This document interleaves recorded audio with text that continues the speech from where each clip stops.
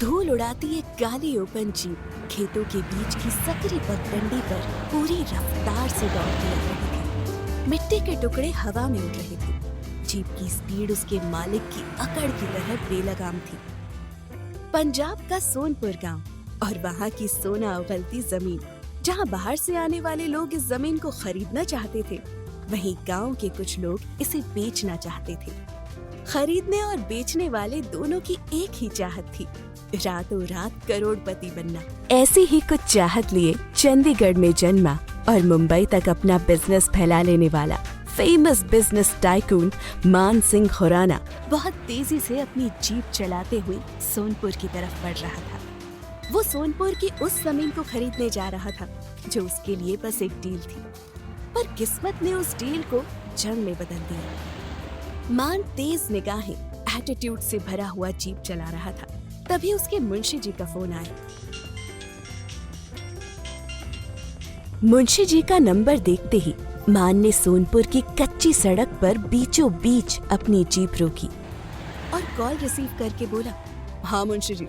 मुंशी जी बोले, छोटे साहब, मैंने पता कर लिया है। जमीन का मालिक तेजेंद्र बहुत टेढ़ा इंसान है।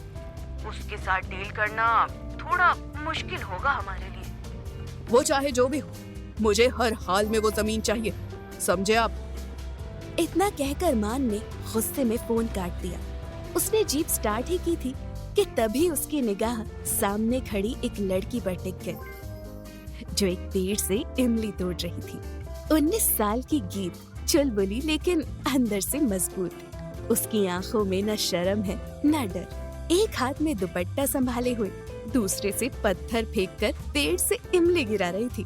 उसके होठों पर हल्की मुस्कान थी, जैसे ये उसकी रोज की मस्ती हो। अचानक एक पत्थर उछलकर मान की जीप से टकरा गया और साइड में लगा हुआ मिरर चकनाचूर हो गया। मान गुस्से में बाहर निकलते हुए बोला, आंखें नहीं है, जीप पर पत्थर क्यों मारा? गीत बिना डरे उसकी आंखों में आंखें डालकर बोली, सॉरी, लेकिन गलती ना आपकी भी है। जीप को खेतों की पगडंडी पर लाने का हक किसने दिया? मान गुस्से से उसके करीब कदम बढ़ाते हुए बोला, बोलने का तरीका सीखो, मुझसे जुबान लड़ाने की हिमायत कोई नहीं करता।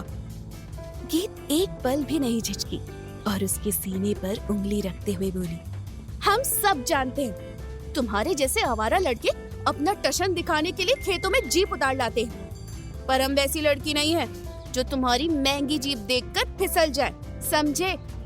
हम नहीं डरते किसी से, चुपचाप यहाँ से निकल लो, नहीं तो दूसरा शीशा भी फोड़ देंगे। मान ने गुस्से से उसकी उंगली पकड़े हुए उसका हाथ झटक दिया, लेकिन तभी गीत का संतुलन बिगड़ गया और वो सीधे मान के सीने से जा टकराई। दोनों के बीच कुछ सेकंड्स के लिए सन्नाटा छा गया। उनकी आंखों की लड़ाई शुरू हो गई। ना कोई झुके, ना कोई पीछे हटे। मान धीरे लेकिन सख्त लहजे में बोला, मैं कोई आवारा लड़का नहीं हूँ, समझी? मुझे उंगली दिखाने की कोशिश मत करना, वरना। गीत मुस्कुराकर झुंझलाते हुए बोली, वरना क्या? कच्ची जमीन से रॉयल एंट्री मारने वाले अक्सर कीचड़ में फंस जाते हैं, संभल जाओ अभी से। तभी मान ने उसकी कलाई पकड़कर उसे अपने करीब खींच लिया और कहा, बहुत जुबान चलती है तुम्हारी। तभी गीत की नजर सामने सड़क पर से गुजरती हुई जीप पर पड़ी और ये जीप उसके ताऊजी के बड़े बेटे और बड़े भाई तेज की थी, जो उसे वापस घर ले जाने आया था। अचानक गीत के चेहरे का रंग उतर गया और उसने कसमसाते हुए मान से अपनी कलाई छुड़ाने की कोशिश की, लेकिन मान की पकड़ बहुत मजबूत थी। वो अचानक से गीत के चेहरे पर बदले हुए भावों को देखने लगा। तभी गीत को कुछ समझ में नहीं आया और उसने मान की उंगलियों पर अपने दांत गड़ा दिए।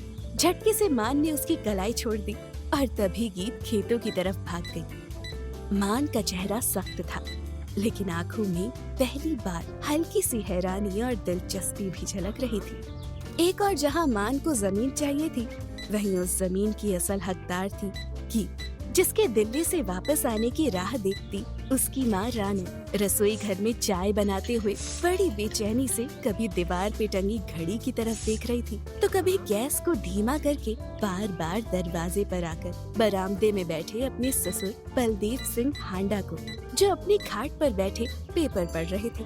तभी बलदेव ने पेपर के पेज पलटते हुए आवाज लगाकर पूछा, रानो पुत्र, चाय बनी या नहीं? बस ला रही हूँ दारजी। इतना कहकर रानू ने आकर एक कप उठाया और बलदेव को देने आया। तभी किसी ने दरवाजा खटखटाया। रानू खुशी से दरवाजे की ओर दौड़ी और उसने दरवाजा खोला। सामने तेजी गीत की बाह पकड़े खड़ा था। गीत को देखते ही रानू की आंख भर आई। वो गीत की ओर बढ़ी ही थी कि तेजी गीत को खींचता हुआ बरामदे में लेकर आया। उसने गीत की बाह छोड़ी और उसके गाल पर बहुत जोर से थप्पड़ मार दिया। रानू चीखते हुए गीत के पास दौड़ी और उसे सीने से लगाकर बोली, गीत, गीत, तू ठीक है पुत्र? गीत रानू के गले लगकर रोने लगी। तेजी की वाइफ पम्मी और गीत की बड़ी माँ सुमन भी तुरंत गीत के पास आ गई। की होया तेजी, जो आते ही तूने गीत पर हाथ उठा दिया? सुमन ने तेजी की तरफ गुस्से से देखकर पूछा। सबकी आवाजें सुनकर दारजी जो अपने कमरे में किताब पढ़ रहे थे, वो भी अपने कमरे से बाहर आ गए। आपकी लाडली दिल्ली से अकेली सोनपुर आई है। तेजी ने गुस्से से गीत की तरफ देखकर जवाब दिया। दारजी गीत के पास आए और उन्होंने उसे उठाते हुए पूछा, तू दिल्ली से अकेली आई है पुत्र? नानी और मामा जी की आज दोपहर 1 बजे की फ्लाइट थी। अगर वो मुझे छोड़ने आते तो उनका हवाई जहाज छूट जाता, इसलिए मैंने ही उनसे कहा कि मैं अकेली ही चली जाऊंगी। गीत ने सिर झुकाकर रोते हुए कहा। दारजी ने सुमन को गीत को ले जाने का इशारा किया। दारजी के इशारा करते ही सुमन और रानू गीत को उसके कमरे में ले जाने लगी। पम्मी भी अपनी नजरें झुकाकर अपना घूंघट संभाले तुरंत गीत के कमरे की ओर जाने लगी। चाय लेकर आ मेरे लिए। तेजी गुस्से में पम्मी से इतना कहते हुए अपने कमरे की ओर चला गया। पम्मी चुपचाप रसोई घर में चली गई। इधर रानू ने गीत को बेड पर बिठाया। गीत अभी भी रो रही थी। सुमन ने जल्दी से गीत के कमरे की टेबल की दराज से फर्स्ट एड बॉक्स निकाला और गीत के पास बैठकर उसके होंठ पर दवाई लगाते हुए बोली, रोते नहीं है पुत्र, थोड़ी देर में ठीक हो जाना, और फिर तू तो मेरा बहादुर बेटा है ना? गीत ने रोते हुए सिर हिलाकर हामी भरी। पानी पी पुत्र। रानू ने गीत को पानी देते हुए कहा। गीत रोते हुए पानी पीने लगी। उसे रोता देखकर रानू को भी रोना आ गया। इसलिए ही मैंने गीत को दिल्ली भेजा था, ताकि मेरी बच्ची वहाँ चैन से जी सके। पर दारजी ने गीत को यहाँ वापस बुला लिया। काश कि दारजी माँ को गीत नू भी कनाडा ले जाने की इजाजत दे देते। रानू ने गीत के सिर पर हाथ फेरते हुए कहा, रानू, तू तो जानती है ना इस घर के मर्दों को, बिना इजाजत के हम इस घर में सांस तक नहीं ले सकते। तो दारजी गीत को कनाडा जाने की इजाजत कैसे देते? उनका बस चलता तो गीत को दिल्ली भी कभी नहीं जाने देते। सुमन ने इतना कहा तो रानू गीत के आंसू पोंछते हुए बोली, रोती हुई जरा भी अच्छी नहीं लगती मेरी बेटी। अगर तेरे पापा जी ने तुझे ऐसे रोते हुए देख लिया तो उन्हें जरा भी अच्छा नहीं लगेगा। अपने पापा जी का नाम सुनते ही गीत के रोते हुए चेहरे पर चमक आ गई और वो रोना भूल गई। उसने कमरे में चारों ओर देखा और फिर रानू से पूछा, पापा जी कितने हैं माँ? रानू ने गीत के सिर पर हाथ फेर कर कहा, पुत्र, तेरे पापा जी अमृतसर गए, शाम तक वापस आ जाएंगे। जब वो वापस आएंगे और तुझे देखेंगे तो बहुत खुश होंगे। इधर तेजिंदर जीभ उठाकर अपने दोस्त अर्जुन के साथ अपने शातिर प्लान को अंजाम देने निकल आया। अर्जुन ने मुस्कुराते हुए तेजी की तरफ देखा और बोला, 2 साल बाद लौटी है गीत दिल्ली से। कहीं उसे दिल्ली की हवा तो नहीं लग गई? ऐसा कभी नहीं होगा, क्योंकि वो मेरी बहन है। अगर उसे दिल्ली की हवा लगी भी होगी तो उसे सोनपुर की हवा में फिर से सांस कैसे लेना है, ये सिखाना बहुत अच्छे से आता है मुझे। अपनी बहन को कैसे काबू में रखना है ये जानता हूँ मैं। तेरी तरह मैं अपनी बहन को कोई गलत काम करने का मौका कभी नहीं दूंगा। तेजी ने फिर से गाड़ी स्टार्ट करते हुए कहा। ये सुनकर अर्जुन का मुंह गुस्से से लाल हो गया। एक बारी मिल जाए वो, बस उसके बाद प्रीतो और उस लड़के को जिंदा खेतों में गाड़ दूंगा। अर्जुन ने गुस्से से कहा। तेजी ने एक तीखी सी मुस्कुराहट से उसकी तरफ देखकर गाड़ी को दाएं ओर मोड़ दिया। अचानक तेजी की नजर एक लड़की पर पड़ी जो दुपट्टे की दुकान पर दुपट्टे देख रही थी। लड़की की उम्र यही कोई 19-20 साल होगी। तेजी ने तुरंत गाड़ी में ब्रेक लगाया। उसने ऊपर से नीचे तक उस लड़की को देखा और तीखी सी मुस्कुराहट के साथ बोला, अर्जुन, जरा पता कर ये नई तितली कौन है और हमारे गांव में क्या कर रही है? अर्जुन ने मुस्कुराते हुए कहा, ये रामू हलवाई की साली कुछ दिनों के लिए उसके घर रहने आई। तेजी ने उस लड़की को देखते हुए फिर से अपनी गाड़ी स्टार्ट की और अर्जुन से पूछा, तुझे क्या करना है पता है ना? अच्छे से पता है। अर्जुन ने तेजी की बात का जवाब देते हुए मुस्कुरा कर कहा। तेजी ने फिर से जीप स्टार्ट की और धूल उड़ाते हुए उस जमीन पर आकर रुका जो अब कानूनी रूप से गीत के नाम पर थी, पर उसके इरादे कुछ और थे। तेजी ने जीप से उतरते हुए अर्जुन से कहा, दौड़ जी चाहे जो कर, पर मैं ये जमीन किसी को नहीं देने वाला। करोड़ों की कीमत है इसकी। मैं चाहूँ तो कभी भी गीत से इसे अपने नाम करवा सकता हूँ। बोलने की हिम्मत नहीं उसमें।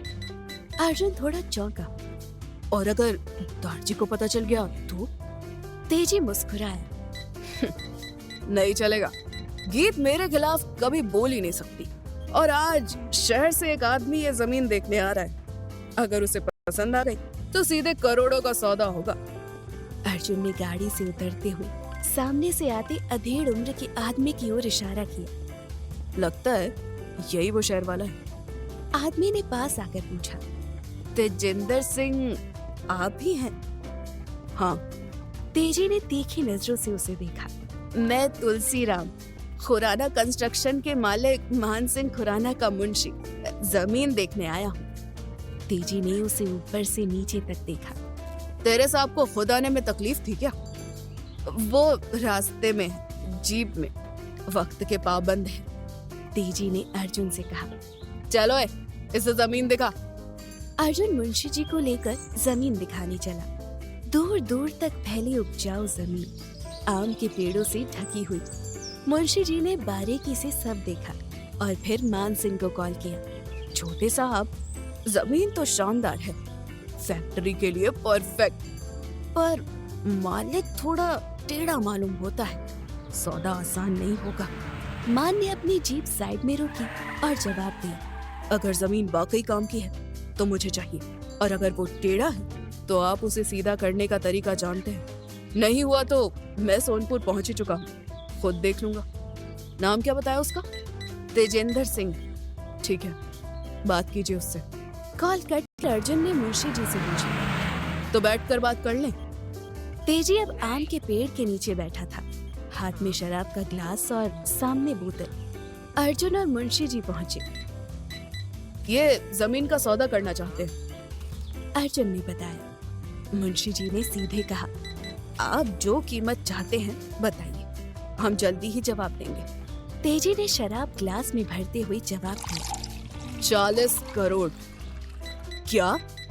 मुंशी जी चौंके। शायद कान भी कमजोर है। 40 करोड़ और जमीन तुम्हारे साहब की। क्या आपको नहीं लगता कि ये कीमत कुछ ज्यादा है? तेजी ने मुस्कुराते हुए कहा। तेजी को हर चीज जरूरत से ज्यादा ही पसंद है। अगर तुम्हारे छोटे साहब को ये जमीन चाहिए तो कीमत एक ही है, 40 करोड़।